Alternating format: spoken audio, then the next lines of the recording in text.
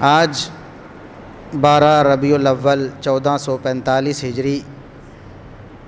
جمعہ کا دن ہے۔ یہ 12 ربیع الاول محمد الرسول اللہ صلی اللہ علیہ وسلم کی حیات مبارکہ میں بھی، صحابہ کرام رضوان اللہ علیہم اجمعین کے عہد مبارک میں بھی، تابعین، تبع تابعین اور ائمہ دین بشمول امام ابو حنیفہ رحمہ اللہ، امام مالک رحمہ اللہ، امام شافعی رحمہ اللہ، امام احمد بن حنبل رحمہ اللہ اور دیگر ائمہ دین، ان کی زندگیوں میں بھی آتا رہا، اور اس بات پر سارے مسلمانوں کا اتفاق ہے،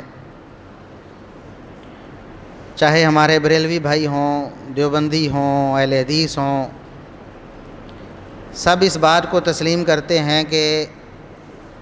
محمد الرسول اللہ صلی اللہ علیہ وسلم کا اور آپ صلی اللہ علیہ وسلم کے صحابہ کا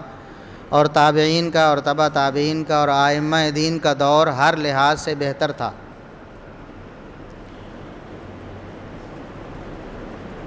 دین میں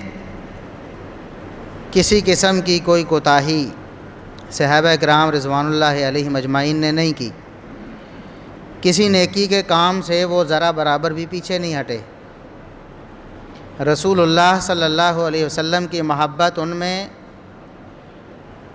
ہم سے بہت زیادہ تھی، ہمارا ان سے محبت رسول میں کوئی تقابل اور موازنہ نہیں۔ اسی طرح تابعین جو صحابہ کرام کے شاگرد ہیں براہ راست، پھر تبع تابعین، پھر ائمہ دین، وہ ہم سے بہت بہتر تھے دین کے اعتبار سے، دین پر عمل کرنے کے اعتبار سے، رسول اللہ صلی اللہ علیہ وسلم سے محبت کرنے کے اعتبار سے، آپ صلی اللہ علیہ وسلم کی تعلیمات پر عمل کرنے کے اعتبار سے، اور ہر نیکی میں سبقت لے جانے کے اعتبار سے۔ لہٰذا کوئی نیکی ایسی نہیں ہو سکتی جو رسول اللہ صلی اللہ علیہ وسلم نے بتائی نہ ہو، صحابہ کرام نے اس پر عمل نہ کیا ہو، تابعین نے سیکھا نہ ہو صحابہ سے اس نیکی کو، تبع تابعین نے اس نیکی پر عمل نہ کیا ہو، ائمہ دین کو اس نیکی کا علم تک نہ ہو، ایسی کسی نیکی کا کوئی وجود ہم تسلیم نہیں کرتے۔ تو 12 ربیع الاول رسول اللہ صلی اللہ علیہ وسلم کی حیات مبارکہ میں بھی بار بار آیا یہ دن۔ سیدنا ابوبکر صدیق رضی اللہ عنہ کے دور خلافت میں بھی آیا، عمر فاروق رضی اللہ عنہ کے عہد خلافت میں بھی آیا، عثمان غنی رضی اللہ عنہ کے دور میں بھی آیا، علی المرتضیٰ رضی اللہ عنہ کے عہد میں بھی آیا، اس کے بعد سیدنا معاویہ رضی اللہ عنہ، اس کے بعد ان سے پہلے سیدنا حسن رضی اللہ عنہ، پھر سیدنا معاویہ رضی اللہ عنہ، اور پھر دیگر مسلمان حکمران آئے اور دنیا سے گئے۔